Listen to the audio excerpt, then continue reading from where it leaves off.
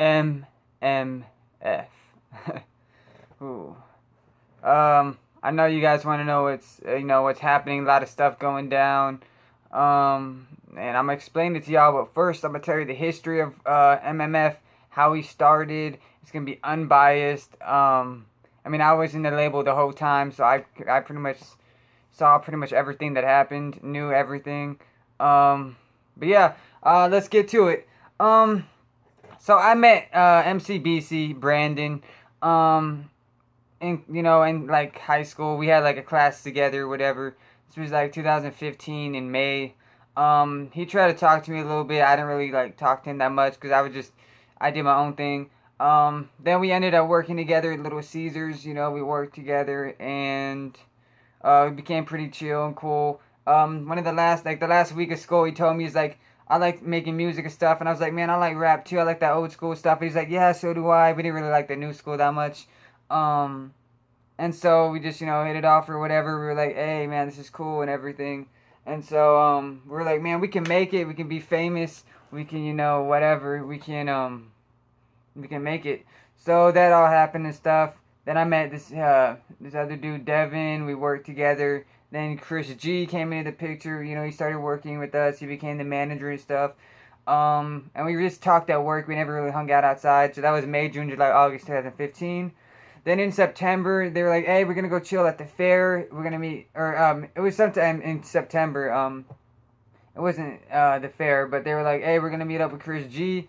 And, yeah, and I was like, I haven't met him. I was like, is he cool though? And they're like, yeah. I'm like, I didn't really know. I was like, yeah, okay, whatever. And then, I met him. He was real cool and everything. So, all that happened. First time I heard Chris G sing, we're in the Little Caesars parking lot. We used to always hang out there, and he had his guitar. He played it. I was like, okay, he's pretty good. And when he started singing, I was like, bro, dude, this dude could sing. So, all that happened. And me and Chris G used to go to Starbucks. He used to play his guitar outside. It'd be freezing cold. But we'd be making, he, would look up a beat. We actually made a song. We never finished it, never released it. But we, worked on a lot of stuff. We did it like a few times. But at the fair, like the middle or end of September is when we first really started bonding. And we started hanging out. And then in October, like every single Friday, we would go in MCBC's Benz, go cruising all night long. Didn't really do anything bad, just chilled. Talked about music, made music, try to make songs, freestyle and stuff like that. We all knew we were pretty good. So, I mean, that was that. And so that was pretty cool. Then, Brandon met this chick, whatever, they started dating. This was like the end of October, beginning of November, and I was like, I let them have their own little time. We didn't hang out that much, as much as we used to, but I mean, I was like, man, I mean, it makes sense, like, I'm cool with it. So, that was happening and stuff. So in October, Devin, he wanted to be part of the group. He wanted to be a rapper and all that stuff and do a little, like, business or whatever with it. So we went to Whataburger one time. That was a spot we always went to. And he was writing down all these rhymes and stuff, and then he showed me after it, and I was like, this is pretty good, Chris G and MCBC knew, like, I had, like, dozens of pages done, and I was like, this is my notebook. Like, I got so many pages. I got three other notebooks over there. I'm on, like, the 95th page. I haven't even been writing that much in it. Just started writing, But, anyways, yeah, so we were all pretty good. Devin was... Me and MCBC and Chris G were like real good at making songs and like lyrics and stuff, like way above average. So I mean, Devin was like, he was pretty good, So I mean, not on our level, but he's still pretty good.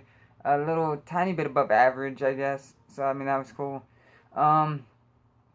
So that was October. November, December, we didn't really see each other that much. Holidays and stuff. January we came back, from holidays and all that, and I'm like, man, we're about to get this label going, we're about to start getting our music done, and so, in January and February, we kind of like, it was kind of slow, everybody got busy. Chris G went to another job, and,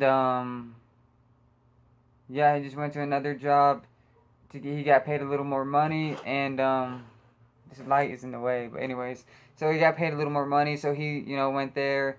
He was busy with work, we didn't really see him. MCBC had something he was going through, something personal, and then, it was so. At first, it was I don't know who. First, it was like first I was hanging out with, but I think it was MCBC for like February, March, and maybe a little bit of April. We talked about making a label, and he came up with the name MMF, Money Music Family.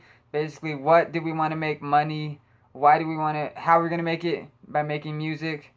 Wait, MMF, Money Music Family. Yeah. So what do we want to make money? How do we want to make it by making music? And why do we want to do it for our family? So he came up with the name himself, MMF, Money Music Family. I was like, that's a dope name. So we went to Barnes & Noble. I bought a songwriting book. It's right over here. And I was really invested in this. I bought this book, and in May, I read the whole book.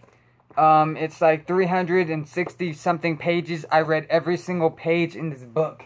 Try to understand it the best that I could so I could help out the label. And Chris G came up with my name a long time ago, like in October, November, December, Young Tracy, so I stuck with that. And so, yeah, in May was a huge month. So March and April was me and MCBC. I bought some studio equipment, which it doesn't even work, but I bought some. We came up with a name for the label, and we were getting ready to do the business, looking up what we need and all that stuff. And then it hit May.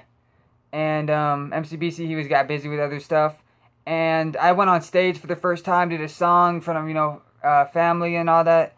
It's on my Young Tracy channel if you guys want to go check it out. It's like one of the first videos. It's also on the on the playlist here called Music Extra. That has like all the extra stuff. But yeah, so I graduated, and one night I graduated and did my first live show in one day. So that was pretty awesome. My cousins, they rapped. They actually did a show. My brother. So, anyways, so we did that. And yeah, because my cousins, they rap, so they did the show too. And they were telling me, hey, man, you should do your song, because I had put out 4 songs. And I'm like, I don't know. And then I said, yeah, I'll do it. And it was freaking, it was scary, man. But I did it, man. It was cool. One of the best feelings ever, And so I did that. Chris G was actually there, he saw that. And then so May, I made my YouTube channel, like I said. I put out those songs. I later re-uploaded them in July, made them better quality, redid them. So that was May, June, putting out songs and stuff like that. And by this time, it was me and Chris G hanging out. And we didn't really do that much music. We mainly just did chilling, going to the water park, going to wherever, And me and Brandon, all of us, we used to, went to Domino's one night. We went to Hastings, wrote some songs and stuff like that, freestyle. It was cool. There was like 2-month period, maybe 1-month period where we were all together, like in January, February, December, November, something like that, where we were all together just making songs and stuff like that. But yeah, so then it hit July, and July and August, I really started pumping out songs. In August, Devin introduced us to this one dude named King Rijah. His name is Elijah. He calls himself King Rijah. And so we're like, all right, let's hear what you got. He freestyled. It was dope. One of the best freestyles, He's like one of the best freestylist, like type, rappers. Like I'm okay at freestyling, but he's on like another level. But yeah, I'm not really a freestyler. I write down my stuff, and then but it's all original. I write down all my own raps. But yeah, so we met him. He became part of the group. We decided to, part of the label, we decided to make a group called Different Stories. Devin wanted to, like a few months ago, Devin said he wanted nothing to do with the label. And then he said he wanted just business to do with the label. And then he said he wanted to be a rapper and singer. But he never was really like that involved in the label, you know what I mean? He was kind of around sometimes, but not really like all the way in. So all that stuff is happening. And then, yeah, so we had a group.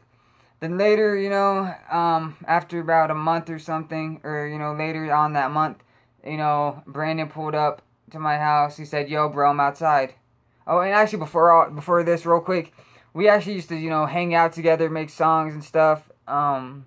We actually stayed up to like 6 a.m. one day, just talking and stuff. Most of the time, we're just talking and chilling. We didn't really make that much songs.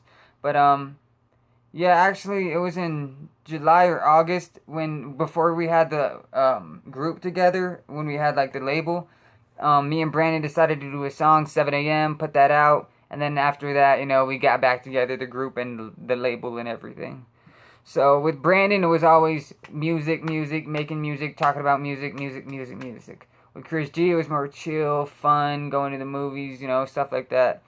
So I mean, whatever. And then so like I was saying, he pulled up to my house, and he said, "Yo, I'm outside." So I came out, sat down. It was real serious. They talked to me. They were like, you know, if you don't want to be in this group, you don't have to. We talked, and basically what happened was I left the group. I stayed in the label, but I was a solo artist in the group.